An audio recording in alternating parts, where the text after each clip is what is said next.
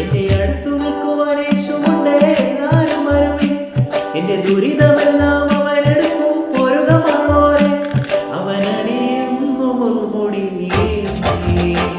അവൻ പകരുന്നു പുഞ്ചിരി. ഇനി നമുക്ക് നല്ലൊരു സമരിയക്കാരൻ വീണ്ടും വന്നുവല്ലോ. ഇനി അഭയമെല്ലാം അവനിലാണെന്ന് വിളിച്ചു ചൊല്ലുക നാം. എന്റെ അടുത്തു നിൽക്കുവാൻ യേശുവുണ്ട്, എല്ലാരും വരുവിൻ. എന്റെ ദുരിതമെല്ലാം